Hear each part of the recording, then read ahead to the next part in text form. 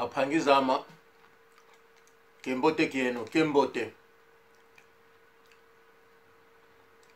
com o povo angolano, onde estiver neste momento. Boa tarde. Estive aqui em casa, alguém me enviou uma mensagem e abri o telefone. Naquela mensagem vi um angolano a bater um português. Não sei se isso aconteceu em Portugal, não sei se é na Inglaterra, mas deve ser numa parte de um país aí europeu. Pá, irmão angolano, eu gostei. Sinceramente, não sei o que aconteceu, mas o angolano ficou mesmo nervoso. E o angolano tomou decisão de bater o português, a ensinar o branco, o tal estúpido que ofendeu o angolano. Daí senti mesmo que não, o nosso humilde, o verdadeiro combatente angolano, não sei se é Fapla, ou não sei Fá, ou da UNITA, não sei Fleck, mas eu gostei, meu irmão. Um abraço onde você estiver neste momento. Estou cota, pá. Gostei. Você bateu o branco, até que o branco a sentir que não estava a lutar com um ferro. Não, já não foi o angolano, mas um ferro. Você mostrou que não, você não é escravo, mas você é um verdadeiro combatente angolano, pá. Meu irmão, fiquei com tanta alegria de ver você a bater o branco. Olha, vou te contar uma coisa. Quando eu era criança, meu avô sempre me contava a história do português. O meu avô, que também ele brincava muito, brincava, fazia rir, contava a história passada, mas quando falava do português, ficava nervoso ele sempre a dizer que, pá, aqueles sacanas, pá. E quando me falava do português, dizia que não, íntegro, ama.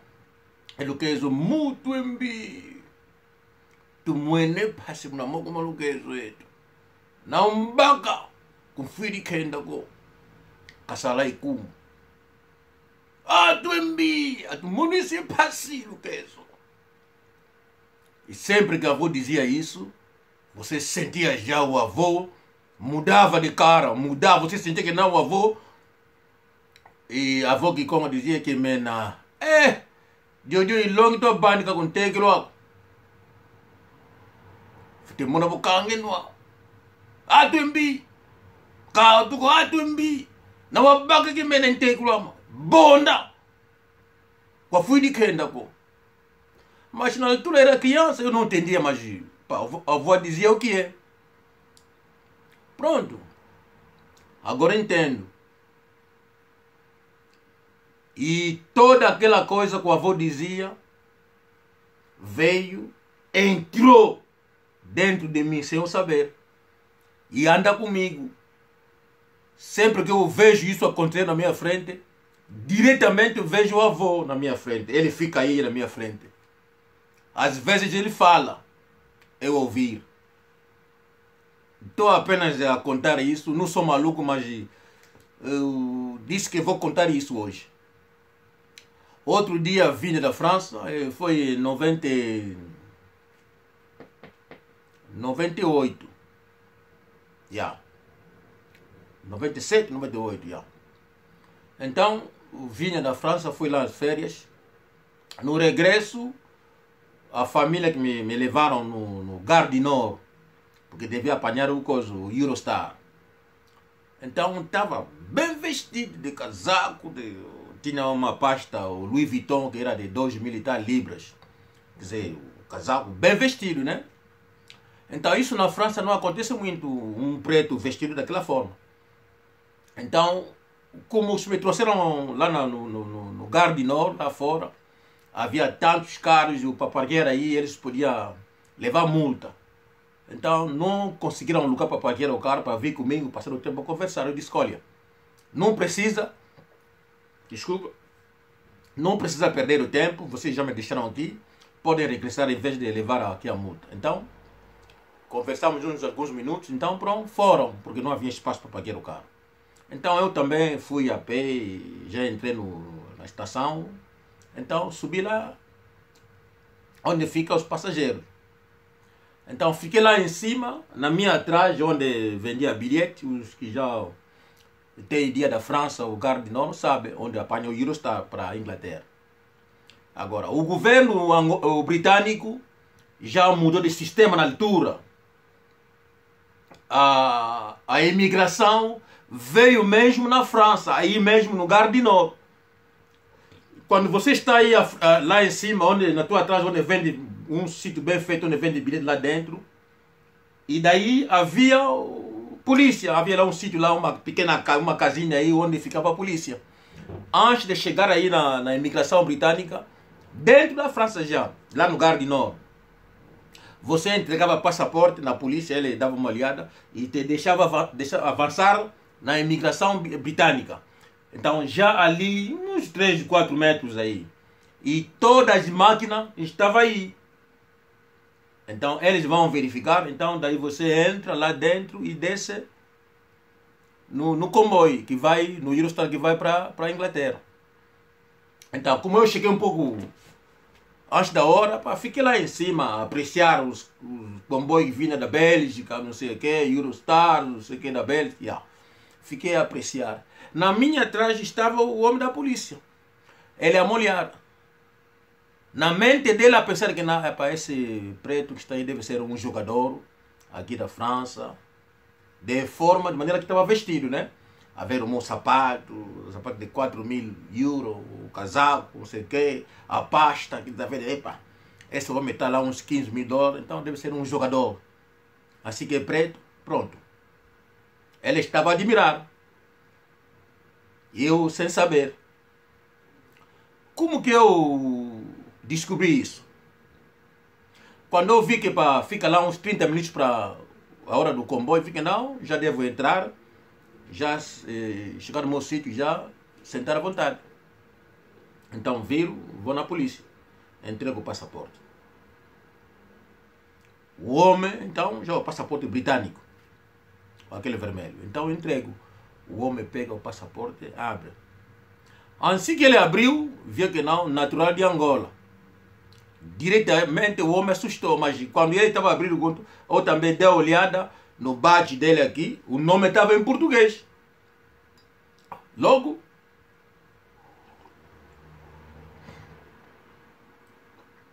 o nome já em português. Mas eu não disse nada. Ele abriu o passaporte, vê lá as páginas, e ele pergunta, em português agora, ele é polícia da França, né? Ele pergunta, és da onde? Eu ignorei o homem. És da onde, senhor? Ignorei o homem. A terceira vez, ele pergunta, estou a falar contigo, és da onde, para você? Daí eu respondo em inglês.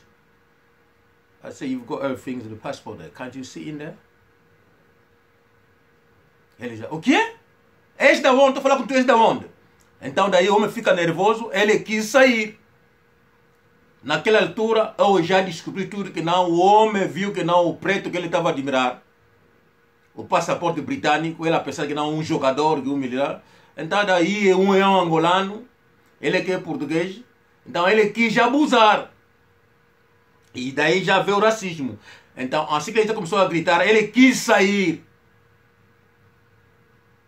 Então assim que ele quis sair, aí a imigração britânica está aí a uns 5 metros, 5, 6 metros a ver, que não, também está a vir lá um passageiro que vai entrar. Então eu ponho a mão na porta, para ele não sair. Porque não precisava dele sair. Então eu disse que não, ele disse, stay in, man, just give me the passport. Ele já a forçar para poder sair. Assim que eu meti uma mão, tinha a pasta aí, então largo a porta, o homem já sai com a força, lá fora. Pego a minha pasta, então vou na imigração. Digo a ele, olha, excuse me, sir, would you mind collecting my passport from that stupid man? He envies my passport and my name in there, regardless of my color, please. Can you just give me the passport, please? Daí, aqueles pretos da imigração são britânicos.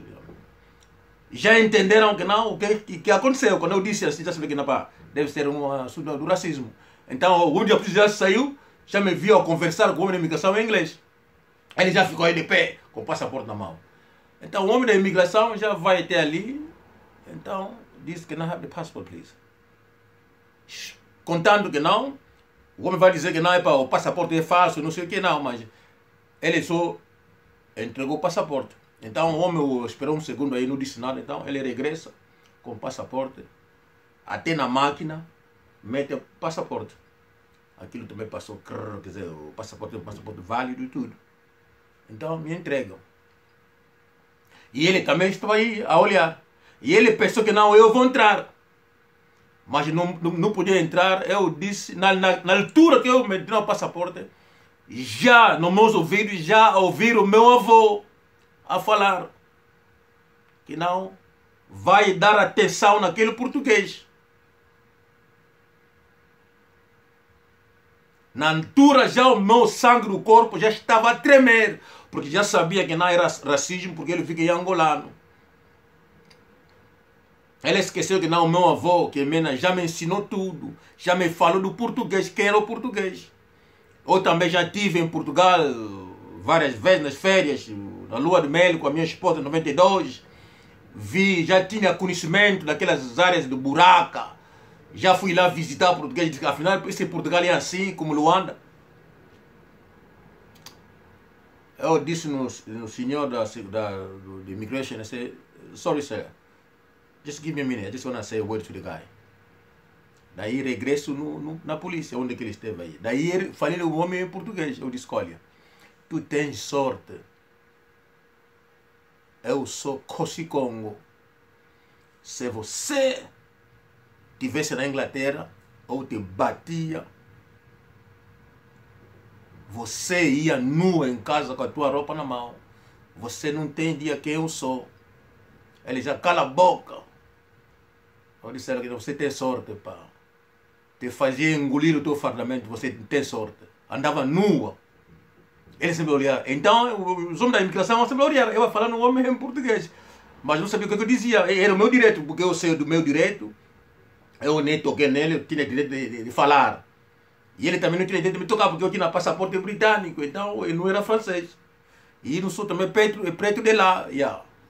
Ele só ficou assim, tipo, cala a boca. Disse que não, eu cala a boca, né? Tem sorte, você ia mijar se estivesse na Inglaterra.